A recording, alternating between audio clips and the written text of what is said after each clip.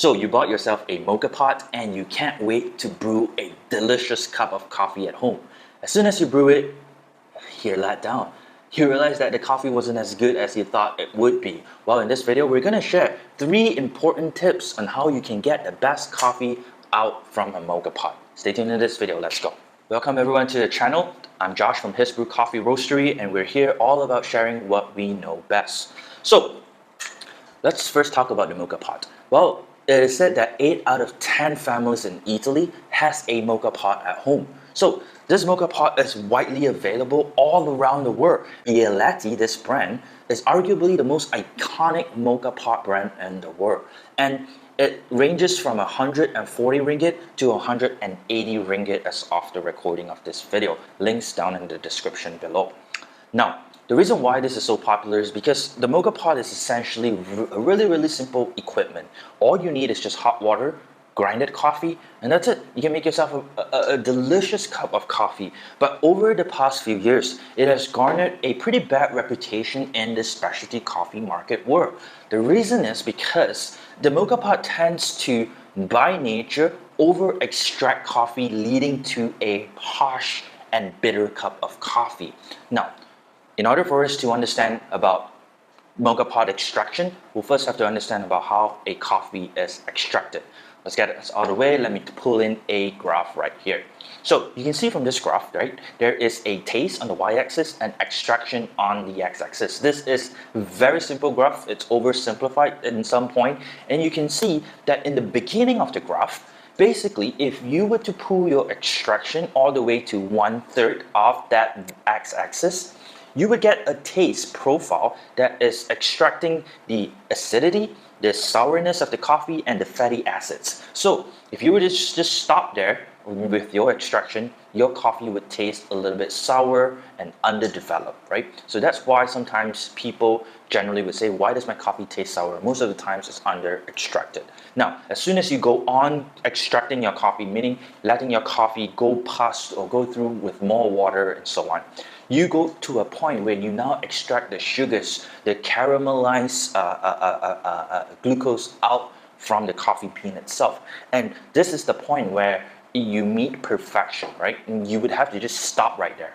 The reason is most people would go past beyond the perfect point, and that's where it gets a little bit muddy, and that's where the mocha pot comes in. When you go past that perfect point, what you're tasting right now as you go past is a bitterness starts to be extracted, harshness, the heavier body, the tobacco-like taste in the cup starts to be extracted out from the bean.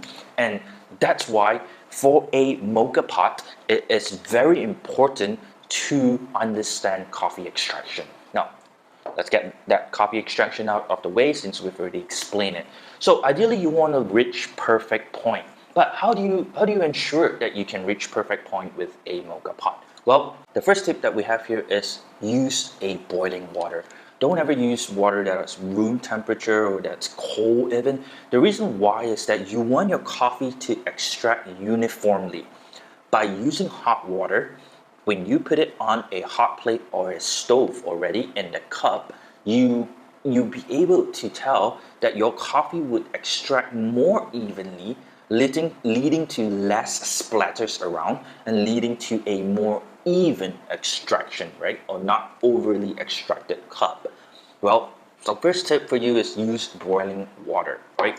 Second tip is use the right grind size and the right amount of coffee. Well, the grind size that you're looking for is not as fine as espresso, but not as coarse as a manual pour over. You want something in between, something that looks like a slightly finer than sea salt, right? That's where we want our grinds to be. And the amount of coffee, if you look at the coffee bed itself. So let's take this apart. Let's look at the coffee bed. What you want to do is you want to grind coffee all the way till this coffee bed is full, but without pushing or tamping on it, right? So you want to grind coffee in here until it's relatively full. That's all. You just want to make the bed as flat as possible. You'll just leave it at that and put your coffee into this canister, right? So second tip, use the proper grind size, use the proper amount of coffee, right? Now, third, always clean your mocha pot. Well, a lot of people would say, well, I clean it. Don't ever use soap through your mocha pot. The reason is that soap will strip off the shiny surfaces of your mocha pot, right? Just use a very boiling water to clean your mocha pot and wipe it gently and dry as soon as possible. That way you keep a very good clean cup. Now, another tip for you of how to clean a mocha pot is that many people would neglect the rubber gasket down and this body below. This rubber gasket has to be taken out every time once you use the mocha pot, right? Just take a spoon or a fork to pluck it out, right? Be careful not to damage the rubber gasket, but just clean everything inside. You'll be surprised. If you haven't cleaned your rubber gasket inside, you'll be surprised by the number of dirt that it can accumulate right inside this rubber gasket. Well, now let's go step by step on how to brew a mocha pot. All you have to do first is you have to fill it up all the way to the valve of the mocha pot right here. Now, secondly, once you fill your boiling water, it's recommended to use a sort of hot plate, right? So we have a hot plate here. Now, let's go on to brew a coffee. Okay.